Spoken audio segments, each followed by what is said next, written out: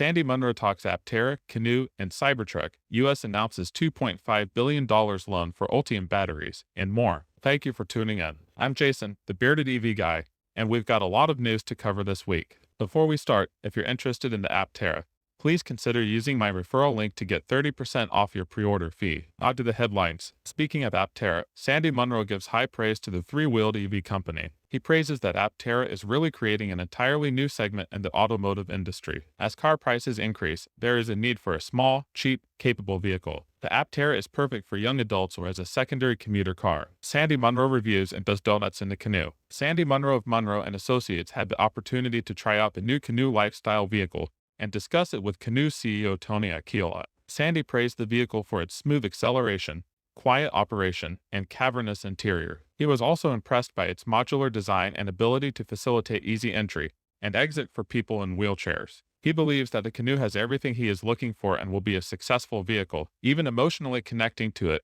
and referring to it as the muscle van. I hope to do a more in-depth video about their discussion. I am an absolute fan of the Canoo, and it is exciting to see an industry veteran give such high remarks. Sandy Munro explains the Cybertruck castings. He explains that this is a picture of a prototype that likely is just to test fit and finish. He says it is not likely that the machines to do the unibody casting are even in the United States yet. Even if they are very likely not installed and set up. While it is a bit disappointing to realize this is not the final unibody frame as many suspected, it is still exciting to see development continue on Tesla's upcoming truck. U.S. Department of Energy announces $2.5 billion loan to assist in building 3 domestic Ultium battery factories. The U.S. Department of Energy has announced the loan to help finance the construction of 3 new lithium-ion battery cell manufacturing facilities in Ohio, Tennessee, and Michigan. These factories are expected to create more than 11,000 jobs and reduce the nation's reliance on other countries for electric vehicle technologies. The loan will directly support President Biden's goals of reaching net zero emissions by 2050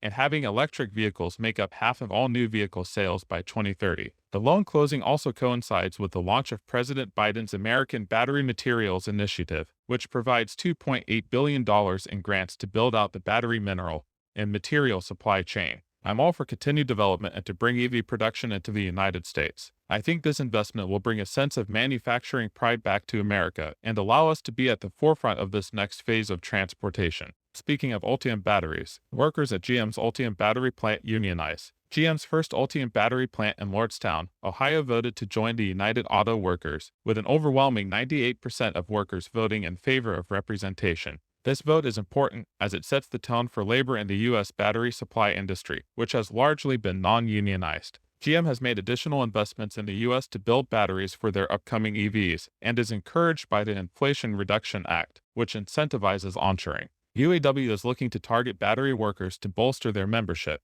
and there is potential for talks around wage disparity between battery workers and mainline factory workers. Tesla launches steam in its flagship cars. Tesla has launched a Steam beta for Model S and Model X electric cars as part of its holiday update. The new gaming computer, powered by the AMD Navi 23 GPU, has up to 10 teraflops of processing power and wireless controller compatibility, allowing gaming from any seat. Tesla believes that with the advent of self-driving, entertainment, including video games, will become more important inside vehicles. While a bit gimmicky, I think it's awesome to see developments like this in the car industry. Tesla has revolutionized not just how we power our cars, but has opened doors in the car entertainment system as well. VW invests $460 million to increase ID3 and ID4 production at Wolfsburg. Volkswagen is investing around €460 million in the transformation of its main plant in Wolfsburg to prepare for the production of its new ID3 electric car and an additional possible ID3X SUV, which will roll off the production line from 2023 and 2024, respectively. In order to achieve this, the plant must be retooled for the all-electric MEB platform and workforce qualifications are being prepared. Additionally, VW is working closely with the Works Council to bring a high-volume model of the MEB platform to Wolfsburg in the booming SUV segment. Kia officially bringing AV production to the U.S. in 2024. Kia is planning to move production of its electric vehicles to the U.S. starting in 2024 in order to be eligible for the $7,500 federal tax credit. This is due to the requirements of the Inflation Reduction Act, which requires EVs to have at least 50% of their batteries come from Canada, Mexico, or the U.S. by 2024 and 100% by 2028. This is a clear example of the recent changes to the electric car incentives doing what they are supposed to. Many new jobs will be created in this high-demand sector over the next several decades. Bloomberg calls the discontinued BMW i3 already a cult classic. BMW's i3 electric car has been a beloved vehicle for its 9 years on the market, with a cult following of owners who appreciate its distinctive style. As legacy carmakers move to larger, longer-range EVs, the i3 has been discontinued. Owners of the i3, such as myself, appreciate its uniqueness and are sad to see it dropped by BMW. BMW spokesperson Phil Diani says that while there is no direct successor planned for the i3, all current BMW electric models are successors in a sense. I absolutely love our i3. Everywhere I go, I still get looks and questions about it. It's a shame it's no longer in production, but I will hold onto our little car for as long as possible. Hyundai Ioniq 5N will have fake gear changes and engine noises. Hyundai is preparing to launch its first electric N model in 2023. To give enthusiasts a similar experience to a gas-powered sports car, Hyundai is adding artificial sounds and vibrations that mimic a dual-clutch gearbox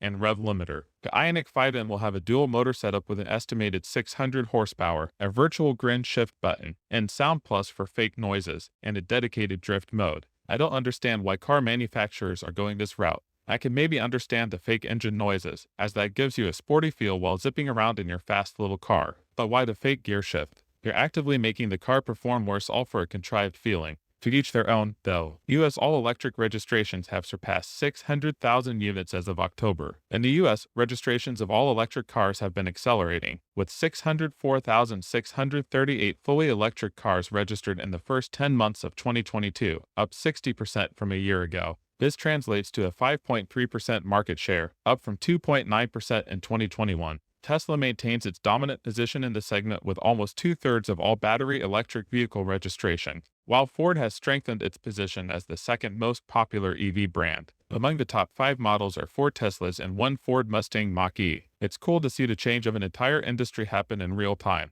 I feel like this is the tip of the iceberg, much like when the first smartphones came out. Ford F-150 Lightning named MoterTrend's Truck of the Year. The electric Ford F-150 Lightning was named MoterTrend's 2023 Truck of the Year, winning the Golden Caliper Award and beating out traditional pickups from General Motors, Stellantis, and Toyota Motor. This is the second consecutive year an all-electric truck has won the award, highlighting the growing popularity of EVs. MoterTrend cited the Lightning's overall performance, safety, and appeal to traditional pickup buyers among the reasons for the recognition. Congrats to Ford on a job well done. I think electric trucks are amazing, and I look forward to continued competition between the automotive elites in this segment.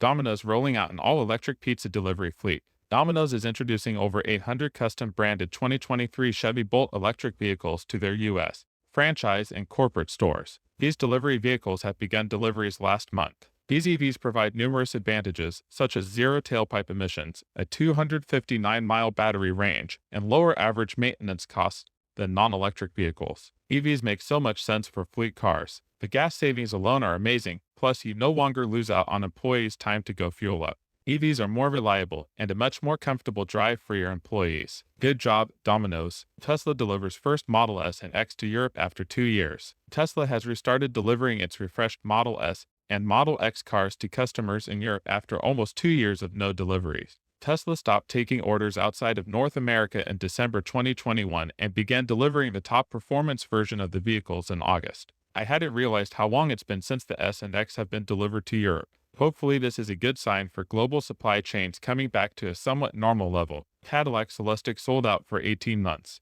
The upcoming Cadillac Celestiq is one of the brand's most anticipated products ever, and is expected to be a luxurious and exclusive vehicle. Chief Engineer Tony Roma has revealed that the Celestiq will be built at the GM Global Technical Center in Warren, Michigan starting in December 2023, and that the demand is already so high that orders are filled for the next 18 months. The Celestiq will offer an almost extreme level of customization, with 5 high-definition displays, a 55 inches center screen, and an all-glass roof panel. Sadly, I think this is going to be the story for many EVs over the next few years. Even the legacy automakers are having to rebuild, retool, and transition factories over, and that just takes time. That's all for today. As always, if you're interested in a fast, up to 1,000-mile range, solar charging EV, check out the Aptera. Use my referral link at www.thebeardedevguy.com/Aptera to get 30% off your pre-order fee. Thanks for watching, and have a wonderful day.